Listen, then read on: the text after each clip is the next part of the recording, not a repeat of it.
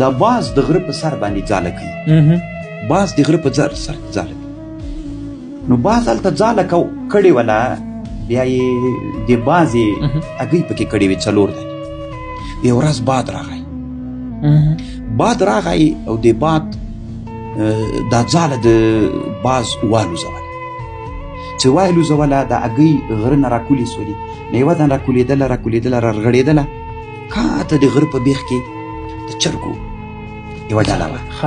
جالب. او د چرګو یوه ډله وه. بیا د چرګو په دې ډله کې داسې چل وسو چې د هګۍ هغه راواخیستله. څه ورته وایي، چرګو راواخیستله او د ځان سره یې کېښودله. مشرې چرګې ورته ویلې چې دا بلې چرګې ته ویله چې دا کومه چرګه کوړه کوله چې ته داسې چل وکړه چې دغه هګۍ نورې هګۍ خو د ځان لاندې کړي، دا هم د ځان لاندې کړه. ستې به یې وشاربې لاندې دا چې څوک به پیدا سي، بچی به پیدا سي تېر کړه. ویده صحیح ده. نو په دې باندې ډېر وخت ووتو چې هغه نورې هګۍ هم بچي ترې راووتل. د باز هګۍ چې وله د دې نه بچی راووت. لنډې دا چې چرګې د دې ټولو پالنه یې کوله.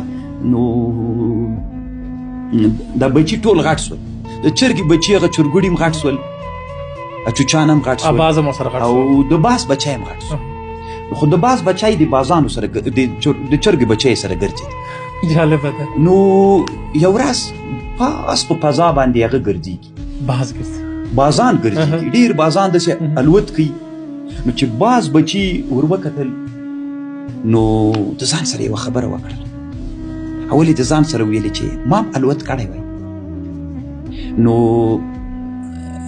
بیا یې د خبر وکړله. بیا یې د خبر چرګو بچیو ته وکړه، د خپلو ورونو ته وکړه چې که زم الوت وای د باز د بچیو د بازانو غوندې زم الوت مې کړی وای، هغو سره مې همراهي کړې، هم به یې کړی و، ډېر مې سات تېر سوی و. نو هغه ورته ویلې د چرګو بچیو ورپورې وخندل.